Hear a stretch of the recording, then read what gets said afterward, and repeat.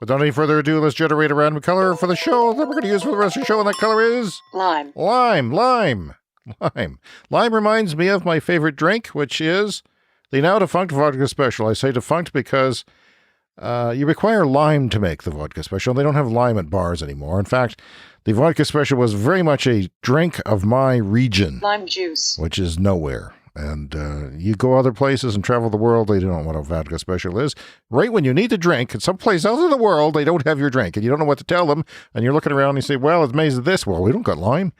Well, I'm thinking, next time I travel or go outside the house, I'm bringing my own lime juice, because it comes in those little plastic lime things. It looks like a little miniature lime, like basically a pig testicle, but green, and there's lime juice in it, which is just pure sugar. It's like liquefied lime-flavored sugar. And you throw that in a drink and some 7-Up and some vodka, and you got yourself a Vodka Special. You throw an umbrella on top, even better. But they don't have umbrellas anymore because of the environment.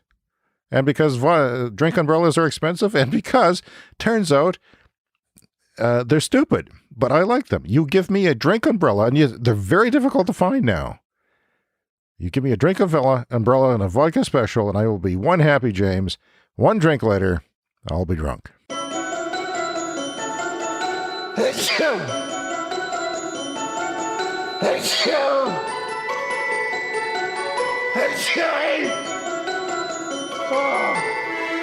You're listening to Sneeze with James Whittingham.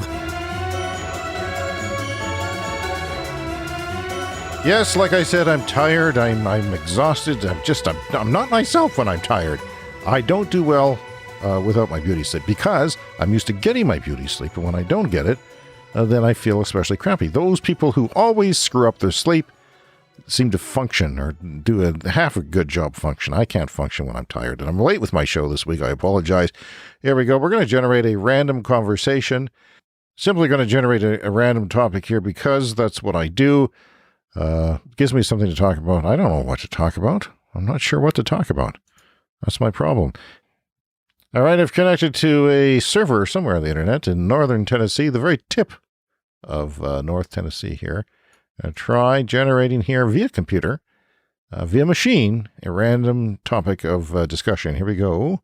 This is coming from a computer server, and not from me. What movie do you rewatch the most? What is the movie you've rewatched the most number of times? I would have to say, and this is a recent movie, and it's hard to explain why. It's the movie Spotlight. It's about a journalistic investigation by the Boston newspaper. I can't remember. Boston Tribune? Boston Globe? The Globe. I think it's the Globe. Into the Catholic Church sex abuse scandal. It's well acted, and it's dramatic, and it sort of gives you a pickup of tension, and it just goes and goes and never lets up. And there's onion layers peeled back. You know what? I did a show already. This is my second show today because I did a show already, and it was through my computer microphone. It was the wrong thing because I'm tired. I don't know what I'm doing. This probably won't work either. I don't know why I'm doing it. Is anyone listening? I'm going to describe what I did on the last show, okay? That's what I'm going to do. I'm going to describe what happened. You can't hear it because the audio is so shitty, but I will tell you the highlights of that show. What we did is we got a sex toy going. No, we didn't get a sex toy going. We randomly generated a sex toy, and it was a clitoral stimulation toy, and it turned out that it was actually a good toy, but it looked like the toy from, the spaceship from Arrival. It was a clitoral stimulation toy that looked like the spaceship from Arrival. Sort of a rose pinkish color because, it has to be a feminine color. Because men don't have clitorises or clitori. It's got an opening on one end, and apparently it sucks. I don't know how. It vibrates and sucks. And based on the price, which was $159, only sex toys that cost that much work. There's thousands and thousands of sex toys. You can go to a store and it's like a dollar store. There's all this crap, and then there's the ones that cost $160, and those are the ones that work. Well, it turns out people were very, very happy with this clitoral. People who have all kinds of other clitoral stimulation devices say this one's the best.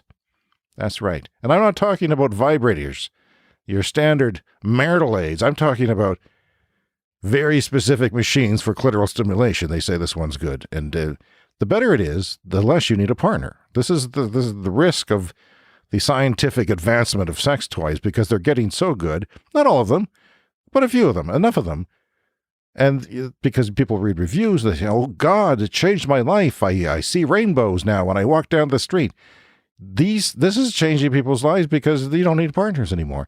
No man can live up to, well, maybe Sting, but basically no man can live up to the clitoral stimulation that a machine can do properly on a whim. It's got 12 different settings.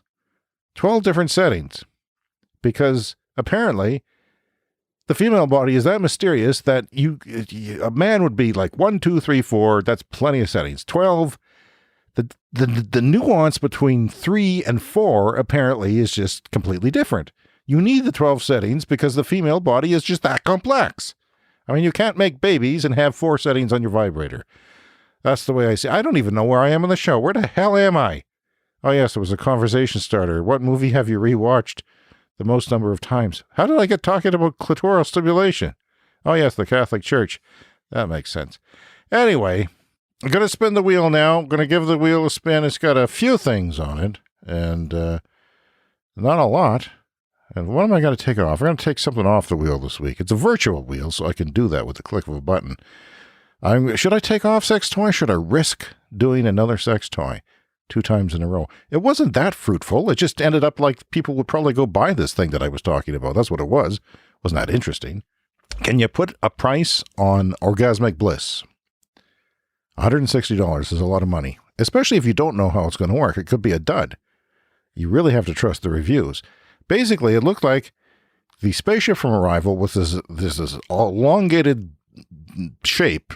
Looks like some sort of bizarre fruit or something, and then it's got an opening on one end, which apparently that opening sucks and vibrate. I don't know. Remind me to set the setting on this podcast to explicit. We've crossed the line into explicit because I said suck. And I didn't mean it in a you suck. I meant it, you suck. Just a completely different way. So we have disease, phobia, sex toys, superpower, where we compare superpowers. Which would you rather have? Geography, urine, and opinion. Without explaining all those things, I'm just going to give the wheel a spin, because the wheel tells me what to talk about. That way, I can walk in here and do my second show of the day and not have to think about it. I just spin the wheel and then we'll have a conversation. All right, here we go. It's spinning. Going around, we got different colors blending into one. Sneeze, phobia, landed on sex toy. No, wait. Oh, it just went to superpower. That is the closest click where it just, by a dog's pubic hair, went from sex toy into superpower. I wish I could show you, and I probably could if I had the right software. But anyway, we are going to look at the superpowers now. Okay, here's our 2 superpowers of the week. We will compare them to decide which one would be the best one to have. And I'm not a big superpower person, but I am a very, very intelligent man. Very. I have my own podcast to prove it. All right. The 2 superpowers are water breathing and microwave manipulation. Water breathing and microwave manipulation. Water breathing, of course, is the ability to respirate through water in lieu of a gaseous medium. Not to be confused with the ability to go without breathing. You do have to breathe, but you breathe underwater. Okay? Well, there was a James Cameron film like that from 1989. I was really into it at the time. Now, I have no interest in seeing it anymore. What was it called? Doesn't matter. The Abyss. Doesn't matter. Microwave manipulation, the ability to convert ambient electromagnetic energy into microwaves and manipulate it into various effects such as heat, light, and radiation. You know what? This is really tough. Do I breathe underwater, or do I manipulate microwaves and create heat, light, and radiation? Wow, I thought this would be easy. This is actually hard. What advantage, Apple TV has a screensaver now where they're underwater, and I'm thinking, I don't want to be underwater. I don't want that walrus swimming in my face. I don't like fish. And there's no such, if there was such thing as mermaids, I would go with the water breathing, but there's no such thing as mermaids. I don't like fish. I don't like fishiness. I do like the ocean, but I don't like it when there's something in the ocean. I only like it when I'm in the ocean and water's in the ocean. I don't think I would like water breathing. And what ability would that give me? Unless there was a bad person, a super villain who was underwater that I could go kill.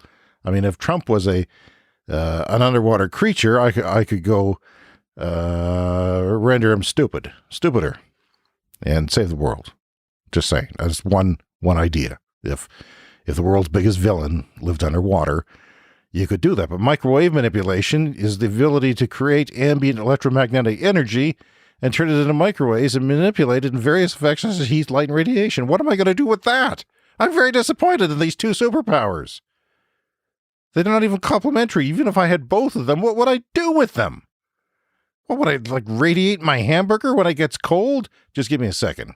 Beep, beep, beep. Yeah, it's warm now.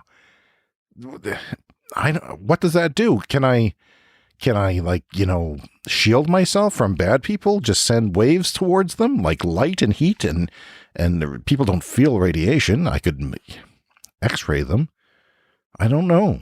I'm going to go with microwave manipulation, and it's tough. And I don't know. What do you think? Maybe I should put this up on the Twitter feed as a poll. Connect with James on social media by searching Sneeze Show. I'm disappointed.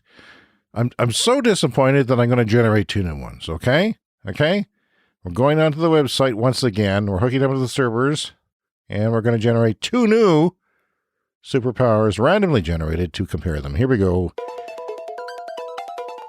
Okay, density control and power sensing. Density control and power sensing. Another 2 disappointing superpowers. Density control is the ability to increase or decrease the natural density of an object or oneself. So I could liquefy myself.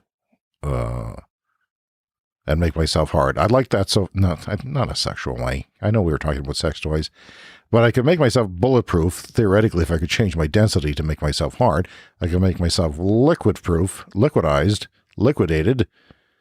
If I wanted to, come back together like the Terminator, or I could be in water and breathe. So you go into water, can you breathe? If you have density control and you turn yourself into water, can you breathe in that water, or do you just die? These are things that are not often explained in comic books. Power sensing, the ability to sense or recognize superhuman powers. So if there's people with superpowers around you, and there's not, I'm pretty sure mind you, I don't have the power sensing ability, but if there was, we would see it on the evening news. So what is the point of having the ability to sense or recognize superhuman powers? I think I'm a good judge of character. So I already have that going for me. I'm a great judge of character. I think your character is extraordinary for listening to this show, for example. Density control is what I pick, and that is our show for this week because I'm tired and I'm sick of it. This is my second show today. You know what? Is this show better than the one I recorded? No. Is it worse? No. It's just the same. It's just me talking. And you've joined me for that, and I appreciate that. So let's do it again. Next week, hopefully on Tuesday, I'm James Whittingham, and this has been another edition of Sneeze. See you!